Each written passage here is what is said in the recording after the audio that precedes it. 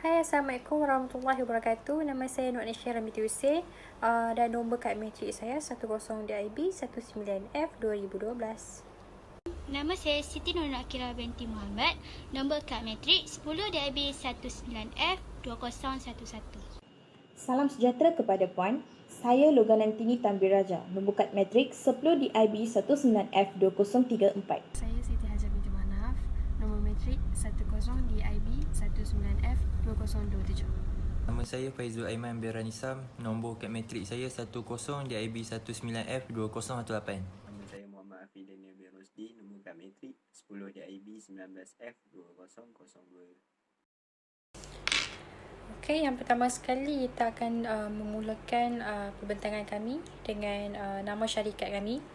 Yang mana nama syarikat kami adalah Fala Rich Group, yang bermaksud FAALA tu kita ada maksud yang mana nama partnership kami Faizul, Afiq, Akira, Loga dan Anis dan juga Hajar. Dan di sini kita ada di sini kita ada logo kita punya surprise box, yang mana kita punya tagline adalah hadiahkan untuk orang yang tersayang. Okey, yang seterusnya adalah saya akan menceritakan serba sedikit tentang Badan Perancangan Perniagaan kami. Yang mana yang pertama sekali adalah pengenalan. Okey, profil industri, iaitu kami melakukan aktiviti bisnes kami secara atas perkongsian antara ahli kumpulan. Yang kedua adalah lokasi bisnes adalah nombor 418 Mukim C, Matang Pasir, Balik Pulau, 11010 Pulau Pinang. Tarikh daftar kami melakukan aktiviti perniagaan kami adalah 6 hari bulan April 2021, dan faktor kenapa kami memilih perniagaan surprise box ini adalah kerana perniagaan ini adalah mudah diuruskan dengan modal yang sangat rendah, dan kegemaran orang ramai kerana menjaga bajet mereka dan membuat kejutan untuk orang yang tersayang. Next, daripada segi prospek bisnes kami, iaitu adalah secara pemasaran media sosial, yang mana kami akan menggunakan semua platform yang ada, sebagai contoh Facebook, WhatsApp, Telegram, Instagram, untuk membuat pengiklanan tentang perniagaan yang dijalankan untuk mendapat sokongan daripada rakan setempat ataupun rakyat. Okey, yang seterusnya adalah latar belakang perniagaan. Okey, yang pertama sekali nama bisnes. Okey, nama bisnes kami adalah Fala Rich Group, dan alamat bisnes ini bertempat adalah nombor 418 Mukim C, Pematang Pasir, Balik Pulau, 11010 Pulau Pinang. Nombor telefon 011-980-980-90 ataupun 018-944-4015. Okey, jenis bisnes ini kami melakukannya secara atas perkongsian, iaitu seramai 6 orang. Kami melakukan secara aliran tunai, sama ada kalau ada customer yang mahukan secara cash on delivery juga boleh. Tarikh bisnes kami adalah 6 hari bulan, dan jika ada customer yang ingin membuat pembayaran secara atas talian boleh segera ke nombor akaun bank saya, iaitu 0703 4024 766716, dan nama bank adalah Bank Islam.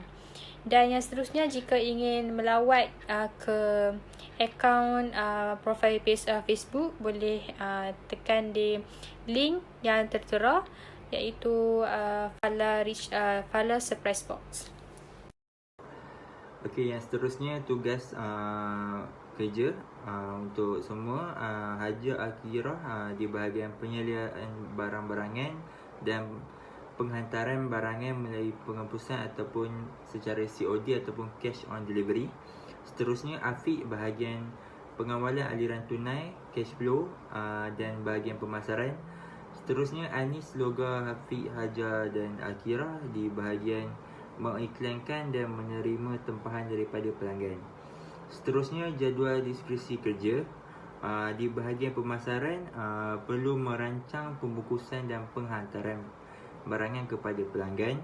bahagian kewangan dan pentadbiran, mengawal aliran tunai, dan pengurusan perakaunan, dan mengendalikan pembayaran duit daripada pelanggan.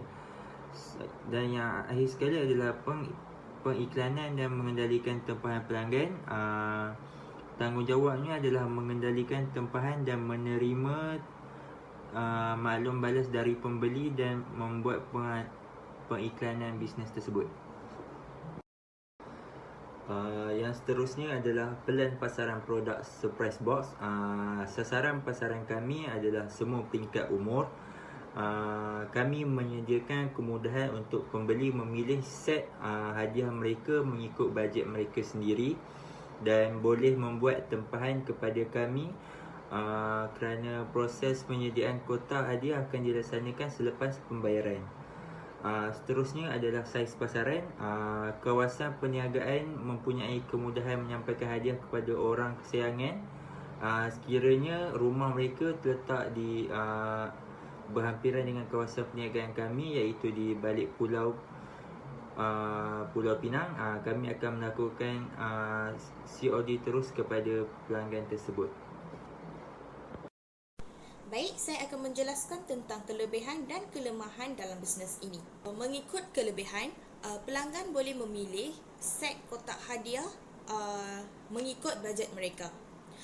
Selain itu, proses penghantaran surprise box ini hanya mengambil masa dalam 1 ataupun 2 hari.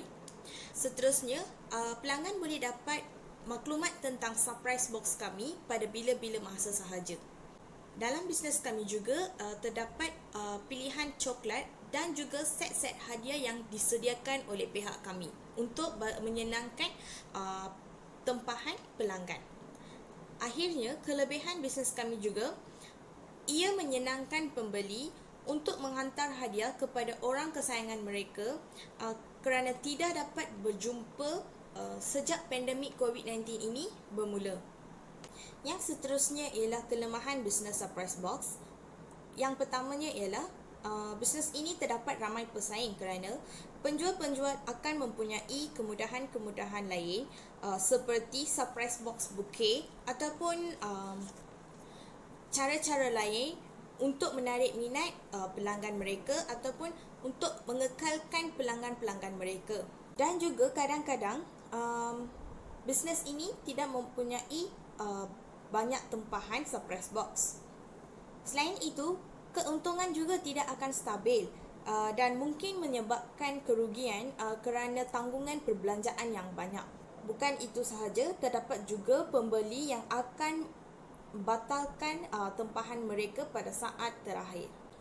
Akhirnya, terdapat juga beberapa orang yang tidak akan memberi sokongan kepada peniaga kecil yang baharu ini kerana mereka mahu mengekalkan dengan penjual yang sama. Baik, mari kita lihat kepada strategi pasaran bisnes kami. Dalam bisnes ini, kami menyediakan pelbagai jenis set kotak hadiah untuk menyenangkan pembeli memilih set kegemaran mereka. Bisnes ini juga membantu ramai orang untuk memberi hadiah kepada orang kesayangan mereka pada hari-hari keistimewaan kerana mereka tidak dapat menemu mereka sejak pandemik COVID-19 ini. Ramai yang terkurung di rumah mereka dan tidak boleh menziarahi keluarga, rakan-rakan dan juga saudara mara mereka. Oleh itu, sesiapa boleh menghubungi kami melalui talian WhatsApp untuk membuat tempahan surprise box agar kami boleh membantu anda untuk menghantar hadiah secara kejutan. Berikut adalah harga mengikut set kotak. Terdapat set RM8, RM10, RM15 dan RM20. Katalog akan disediakan untuk pembeli meninjau harga dan jenis coklat yang digemari. Mereka boleh memilih set kotak coklat ataupun boleh mereka set kotak dengan coklat-coklat ataupun barangan kegemaran mereka seperti minyak wangi, baju, tudung dan sebagainya mengikut cita rasa mereka. Semua set ini boleh didapati dalam harga yang murah dan boleh mengubah set kotak mengikut bajet mereka, dan akan berlaku penambahan ataupun pengurangan dalam harga. Terdapat juga promosi kad ucapan untuk semua jenis bajet hadiah. Pembeli boleh memberi kata-kata yang ingin disampaikan kepada orang yang tersayang untuk kami tulis dalam kad ucapan tersebut. Kad ucapan ini ialah satu promosi kerana tidak termasuk sebagai barang tambahan ataupun dikenakan cas. Poin seterusnya adalah plan operasi kami dalam bentuk carta ahli proses. Yang pertama, menerima tempahan daripada pelanggan. Yang kedua, menyediakan tempahan mengikut bajet pelanggan. Yang ketiga, menerima bayaran. Yang keempat, meneruskan proses kepada proses penghapusan. Dan yang terakhir, pelanggan akan menerima surprise box tersebut. So, untuk kesimpulan, kita perlulah tahu cara-cara permulaan untuk kita berniaga. Yang paling simple sekali adalah kita haruslah membuat sedikit penyelidikan online tentang kehendak pelanggan kita. Dan kita kena tahu untuk mengetahui bisnes online apa yang sesuai dengan kita. Perlu tahu dulu apa yang dikehendaki pelanggan untuk masa yang kini. Keinginan kita juga adalah berubah-ubah mengikut masa dan keadaan. Oleh itu, mengetahui apa yang sedang mempunyai trend masa kini adalah yang terbaik untuk kita dan juga customer kita. Okey, kita juga perlu tahu risiko apa yang kita akan lalui. Okey, sebagai bagi kami punya bisnes, risiko yang kami akan lalui mungkin nak rendah. Yang mana risiko yang rendah adalah meminimumkan kerugian. Yang mana di dalam hal ini kita perlu tahu dan mengenal pasti potensi produk yang kita ingin jual. Sekiranya produk kita adalah dari jenis yang tidak tahan lama, kita perlulah merancang satu jumlah kuantiti pembelian stok agar tiada stok yang disimpan terlalu lama kerana dikhawatiri ianya mudah rosak. Okey, yang terakhir sekali adalah kita perlu belajar ilmu pemasaran. Kita walaupun kita ingin berniaga secara atas talian, yang mana kita rasa ramai orang akan melihat apa yang kita jual, tapi dengan perniagaan online yang ada sekarang sangatlah banyak, perniagaan kita mungkin tak dapat dilihat orang lain kerana mungkin kita ada dari segi banyak pesaing ataupun persamaan produk yang dijual. Tujuan kita berniaga ni sebenarnya bukan saja kita nak mengaut keuntungan, tapi dalam masa yang sama kita saling membantu peniaga-peniaga kecil dan kita memudahkan urusan orang lain. Jadi orang kata dalam perniagaan ni ada sikap saling bantu-membantu satu sama lain lah. Okay, macam supplier ni sediakan barang, jadi kita beli, so kita support supplier. And then kita pula customkan barangan tu menjadi sebuah barang yang boleh dihasilkan dalam surprise box. Jadi orang pula beli kat kita and kita charge lah. Kita charge bahagian kita beli barang ke apa semua, kita punya tenaga, masa yang habis buat surprise box tu. Jadi orang yang tak ada masa untuk buat benda-benda ni, kita lah bantu mudahkan urusan dia untuk dia beli barang ni. Okay, so kat sini dia tulis tujuan kita buka bisnes adalah kita nak buat untung, bukan nak tolong orang setakat nak tolong orang. Tak perlu kita bakar ribu-ribuan duit modal. Dengan bekerja makan gaji pun kita dapat tolong banyak orang. Jadi bisnes kita mesti buat untung dulu. Bisnes sudah buat untung, kalau hendak tolong orang, barulah boleh digunakan duit keuntungan itu untuk tolong orang. Jadi bukan sahaja untuk mengaut keuntungan tu semata-mata, lepas tu gunakan keuntungan tu semata-mata, tak. Jadi kalau ada untung sikit pun, grup kami akan memberi sumbangan kepada anak-anak yatim yang lebih memerlukan. Jadi tak kisahlah berapa banyak nilai yang kita nak berkongsi, asalkan kita ada niat untuk membantu orang lain, tu pun dah cukup. Wow!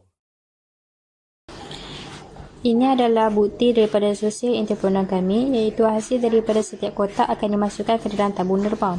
Jadi di sini kami memilih daripada Mahat Hafiz Ad-Dawamah, iaitu sebanyak RM100.